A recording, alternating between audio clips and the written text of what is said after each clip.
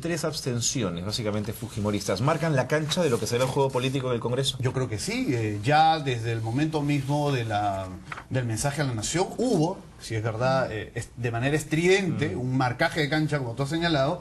Está clarísimo, ¿no? Y además por el discurso que tuvieron ayer los representantes del fujimorismo, acá no entran balas, es decir, nosotros asumimos esta posición, ustedes la van a ver. Hemos escuchado ayer a Kenji Fujimori, ¿no es verdad?, leyendo manifiestos y otras personalidades del fujimorismo acompañándolo en ese fin. Pero leyendo, ¿ah? Ya iban con el guión. Claro, no tienen como que... Por eso hago la mención a leyendo. ¿Qué va a pasar en el Congreso cuando tengan que debatir algo bastante interesante? No van a poder ponerse de acuerdo a la hora de tomar una posición. Bueno, la era de BlackBerry, ¿no? Tienes razón. Antes era el Viper. Ahora es el BlackBerry. Tienes razón. Pero con respecto a la oposición, yo estaba revisando las votaciones pasadas, ¿no? Ajá.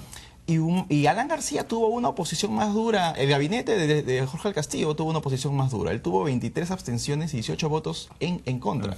En este caso tiene votaciones de oposición, pero en abstención. Es decir, estoy en contra, pero de alguna manera... Actitud, dirías tú, Carlos. Es otra actitud, porque efectivamente tanto el fujimorismo y el humanismo son la expresión de que él es la necesidad de un cambio, ¿no? Entonces, por lo tanto, va a haber una oposición y es necesario. Y por favor, tenemos que tener una oposición, sin oposición no hay democracia. Pero yo creo que es otra actitud, a diferencia de lo que el mismo nacionalismo representaba hace 5 años. Claro, es otra postura también que tienen ahora, ¿no? Ahora, por ejemplo, perdóname, Carla, en el tema, por ejemplo, del combate a la corrupción, nuevamente se han referido líneas que ya habían sido anunciadas por Ollanta Humala en su mensaje, pero no se ha aterrizado el tema. De pronto, allí sí cabía. Se presenta el siguiente proyecto de ley, esta es la estructura con la cual queremos llevar a la realidad este anuncio de que no prescribirán los delitos de corrupción, etcétera. En seguridad ciudadana también algunos vacíos, más allá de anunciar número de efectivos que entrarán a las calles, ¿no? Ahora, yo quería tocar el tema del narcotráfico, porque sin duda ha sido el tema vedette de la última semana, sobre todo porque Ricardo Soberón ha dado también unas declaraciones, ¿no? Digamos, él ha sido bastante criticado por tener otro tipo de política, de alguna manera. ¿Se le quitó piso o no se le quitó piso a Ricardo Soberón, digamos, con los anuncios que ha dado el gabinete el día de ayer? Lo que pasa es que más que se le ha quitado piso, se ha dado cuenta que este es un tema mucho más complejo, que tiene demasiados aristas y que evidentemente Humala representa tiene un electorado que tiene una posición muy clara en el tema del narcotráfico, pero además se da cuenta que también hay otros actores, la comunidad internacional, que va a ejercer cierta presión sobre este tipo de políticas. Por lo tanto, yo creo que acá se da cuenta que es un tema muy complejo y precisamente la falta de definición técnica en este caso habla de que son todavía aspectos que todavía no se tiene una idea muy clara de lo que se va a hacer. Hemos pasado, ya entrando a otros temas también, de un estilo parlanchín del presidente García a un estilo mucho más sobrio y mucho más silencioso del presidente Humala. ¿Cuál les gusta más? ¿Cuál interpretan mejor? Bueno, quienes vivimos un poco de hacer la crónica política, el parlanchín siempre nos va a interesar, no necesariamente parlanchín, pero un presidente que tenga más una comunicación mucho más fluida. Ahora, entiendo que Ollanta Humala es consciente de sus limitaciones, no es un hombre pues de verbo atinado necesariamente de forma continua. Vamos a ver, es un estilo que de pronto le va a deparar aprobación ciudadana, que para él es importante, sobre todo en esta primera etapa. De alguna forma lo vimos con Luis Castañeda, a quien se le motejaba de mudo, pero sin embargo mantenía niveles porque la gente percibía que no estaba hablando, que estaba trabajando. Y de alguna manera Ollanta Humala lo dijo los primeros días post mensaje en Arequipa, ¿no? Yo voy a trabajar, olvídense de los presidentes que, como tú señalas, están todos los días en la televisión. Vamos a ver, yo considero que es interesante también el debate, la modalidad que hemos notado ayer. Anteriormente eran congresistas pues dándole de alma al gabinete durante 5, 7, 10 minutos, lo que aguante la cuota que tenía la bancada. Ayer hemos observado 2 minutos, una cosa que no les permitía hilvanar quizás ideas, pero en buena hora también porque nos permitió llegar a una respuesta rápida.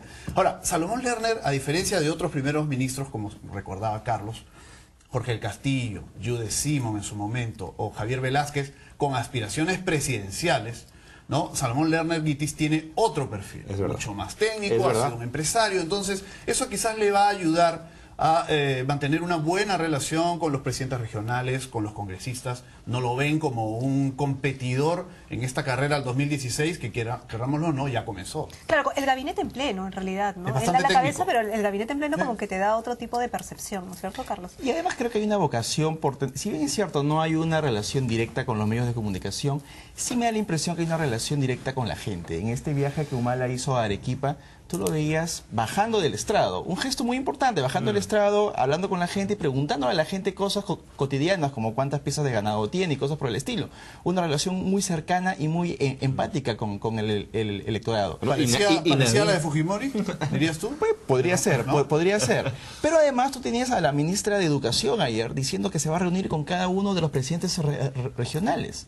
Entonces, esta suerte de yo me bajo de mi centralismo, el Estado es el centralismo finalmente, bajándome del Estado y relacionándome directamente con la gente, puedo de alguna manera equilibrar esta suerte de mudez, de silencio que tiene a través de los medios de comunicación. Y Nadine está trabajando su campaña electoral para asociar lo que usted... El otro día ha estado en las regiones, ¿no es cierto? Además, hablando a la gente, repartiendo Además, cosas. es una personalidad carismática, Muy carismática. ¿no? Más allá de que a algunos nos pueda gustar o no Sí, por su supuesto. estilo, sin duda era un activo en la campaña de Ollanta Humala. Quizás sea muy temprano para decir ya está en campaña, quizás pueda sonar incluso hasta aguafiestas. Esperemos, veamos qué gestos tiene, qué actitudes en este trabajo que ella ha emprendido, en parte silencioso, en parte publicitado en ciertos medios en provincias, ¿no? En este momento está muy vinculado a una labor asistencial, pero Sí, no ¿verdad? necesariamente es lo que se espera posteriormente de alguien que quiera demostrar alguna aptitud para desempeñar un cargo ejecutivo. Eso lo veremos más adelante. Hace un momento tú dijiste algo que me llamó la atención, que se estaba, no fujimorizando, pareciéndose la imagen de Fujimori. Hay otro rasgo, Carla, por ejemplo, mencionar que el Muchos ya lo- ejército, claro. los batallones de ingeniería del ejército van a tener algún tipo de compromiso en el desarrollo de ciertas obras. Claro, eso le escarapela el cuerpo a las grandes constructoras.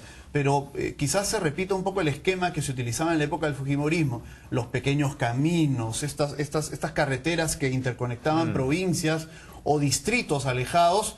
Hasta el día de hoy se le recuerda a Fujimori por eso, y eso también explica la votación en parte del Fujimorismo durante estos años. Sin duda. Allí hay, yo creo, una lectura de lo que, una suerte de clientelismo, pero apoyada en la labor que puede desarrollar el ejército y que, según tengo entendido por conversaciones que he mantenido con gente de las Fuerzas Armadas, estaban esperando que los convoquen para este tipo de trabajo. Ahora, lo que me preocupa es que las estrategias de comunicación sean como en la época de Fujimori. Ah, por supuesto. ¿Podría todos. ser también ser? Claro, pero en el caso del uso del ejército, lo que pasa es que como no tienes partido político, ¿cómo vas a llegar al país?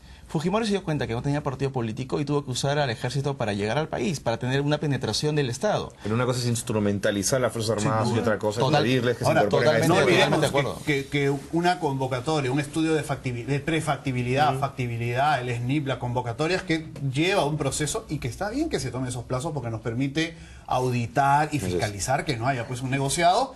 Eso muchas veces retrasa la Sin ejecución duda. de obras menores. Creo que hacia allí van a apuntar en breve, y por eso el anuncio que hizo Ollanta Humala en su momento y que vamos a ver instrumentalizado en breve. Si eso politiza o no la Fuerza Armada, sin duda esa es una labor que tenemos que cubrir los medios de comunicación. No, y Rospigliosi ha otros sido muy claro en, observadores. en marcar esa línea, ¿no? Le preocupa mucho los cargos en inteligencia y en otras áreas. Ya ha habido, creo, un primer baldazo de agua fría para quienes, confiando en este juramento que se hizo previa a la segunda vuelta, hemos observado nombramientos de personas que no son civiles en cargos donde se decía que se iba a Así es. ubicar civiles. Esto de que es un militar retirado, sabemos perfectamente que es una criollada. Si eso Claro. surtirá Tienen o no la efectos, buena disciplina, así tienen lo el- vamos a ver en breve, ¿no? Y es interesante cómo el principal vocero de la oposición hasta la semana pasada ha sido Fernando Rospigliosi, ¿no? En el fujimorismo o en la fuerza de oposición tú no tenías a alguien diciendo, oye, aquí pasa algo raro que no sabemos qué Es es. verdad. Muy Es bien. verdad, Carlos. Muy bien. Muchísimas gracias. Ambos, han Gracias. sido muy claros. No, Gracias por ayudarnos. Muchas gracias. Conversamos con Carlos Meléndez y Pedro Tenorio, ambos analistas políticos, sobre las reacciones, obviamente, tras la presentación del gabinete Lerner. Hacemos una pausa, volvemos.